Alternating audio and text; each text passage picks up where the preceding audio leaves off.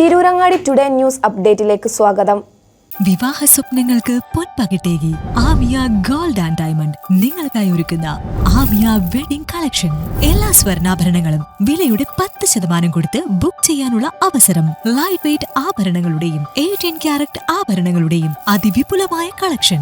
മികച്ച നിലവാരമുള്ള diamond collection വെറും 3000 രൂപ മുതൽ. കൂടാതെ പണിക്കൂലി 2.9% മുതൽ നൽകിക്കൊണ്ട് ആമിയ ഗോൾഡ് നിങ്ങളെ സ്വാഗതം ചെയ്യുന്നു.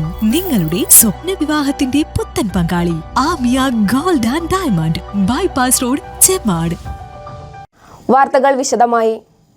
പാലത്തിങ്ങൽ കീരനെല്ലൂർ ന്യൂകട്ടിൽ നിലവിലുള്ള വീതി കുറഞ്ഞ പാലത്തിനു പകരം പുതിയ പാലം നിർമ്മിക്കുന്നതിനുള്ള ടെൻഡർ ക്ഷണിച്ചു. നിരവധി തടസ്സങ്ങളെ മറികടന്നാണ് ഈ പാലത്തിന്റെ ടെൻഡർ നടപടികൾ ആയിട്ടുള്ളത്. കീരനെല്ലൂർ ന്യൂകട്ട് പുഴയ്ക്ക് കുറുകെയുള്ള വീതി കുറഞ്ഞ ചെറിയ ഇടുങ്ങിയ പാലത്തിന് പകരം പുതിയ ഒരു പാലം പണിയുക എന്നത് ജനപ്രതിനിധികളുടെയും പ്രദേശത്തുകാരുടെയും ഏറെ നാളത്തെ ആവശ്യമായിരുന്നു. ഈ സ്വപ്നമാണ് യാഥാർത്ഥ്യമാക്കാൻ പോകുന്നത്. മുൻ വിദ്യാഭ്യാസ മന്ത്രി പി.കെ. അബ്ദുറബ്ബ് തിരൂരങ്ങാടിയുടെ MLA ആയിരിക്കെയാണ് സർക്കാരിലേക്ക് പുതിയ പാലത്തിന്റെ നിർമ്മാണത്തിനു വേണ്ടി പ്രപ്പോസൽ സമർപ്പിക്കുകയും 2019-20 വർഷത്തെ സംസ്ഥാന ബജറ്റിൽ പാലം നിർമ്മാണത്തിനാവശ്യമായ 15 കോടി രൂപ അനുവദിച്ചുകൊണ്ട് ധനകാര്യ വകുപ്പ് മന്ത്രി പ്രഖ്യാപനം നടത്തിയത്. ഈ പാലം നിർമ്മാണത്തിന്റെ ഭരണാനുമതി ഉത്തരവ് ലഭ്യമാക്കുകയും ചെയ്തു. എന്നാൽ ബന്ധപ്പെട്ട എഞ്ചിനീയറിംഗ് വിഭാഗം ഉദ്യോഗസ്ഥർ സാങ്കേതിക അനുമതി തയ്യാറാക്കി ടെൻഡർ നടപടികളിലേക്ക് കടക്കുമ്പോൾ PWD റേറ്റിൽ വ്യത്യാസം വരികയും നിലവിലുണ്ടായിരുന്ന 6% GST എന്ന നിരക്ക് 18% ഉയരുകയും ചെയ്തു. ഇതോടുകൂടി ഭരണാനുമതി ലഭ്യമാക്കിയ 15 കോടി എന്ന തുകയിൽ PWD റേറ്റിലും GST നിരക്കിലും വന്ന വ്യത്യാസത്തിനനുസരിച്ച് ഭേദഗതി വരുത്തേണ്ടതായി വന്നു. ഇതോടൊപ്പം ന്യൂകട്ട് പുഴ ദേശീയ ജലഗതാഗത പാതയായി സർക്കാർ ഉത്തരവിറക്കിയതിനാൽ പാലത്തിന്റെ അലൈൻമെന്റിലും ഡിസൈനിലും മാറ്റങ്ങൾ അനിവാര്യമായി വന്നു.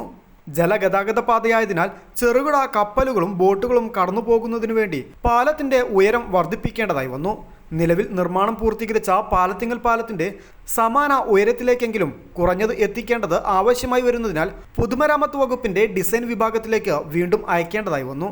അതോടൊപ്പം സ്വകാര്യ ഭൂമി ഏറ്റെടുക്കുന്നത് ഒഴിവാക്കുന്നതിനു വേണ്ടി നിലവിലെ അലൈൻമെന്റ് ചെറിയ മാറ്റം വരുത്തേണ്ടതായും വന്നു.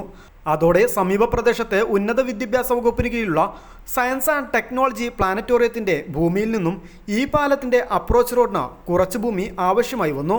ഉന്നത വിദ്യാഭ്യാസ വകുപ്പ് മന്ത്രിയുടെ അധ്യക്ഷതയിൽ യോഗം ചേർന്ന് ഉന്നത വിദ്യാഭ്യാസ വകുപ്പ് മന്ത്രിയും ബന്ധപ്പെട്ട ഉദ്യോഗസ്ഥരെയും പ്രദേശം സന്ദർശിപ്പിച്ച് ഈ പാലം നിർമ്മാണത്തിന്റെ അപ്രോച്ച് റോഡ് നിർമ്മിക്കുന്നതിന് ഉന്നത വിദ്യാഭ്യാസ വകുപ്പിന്റെ ഭൂമി ഉപയോഗപ്പെടുത്തുന്നതിനുള്ള നിർമ്മാണ അനുമതി ലഭ്യമാക്കിക്കൊണ്ടുള്ള സർക്കാർ ഉത്തരവ് ഇറക്കിപ്പിക്കുകയും ചെയ്തു.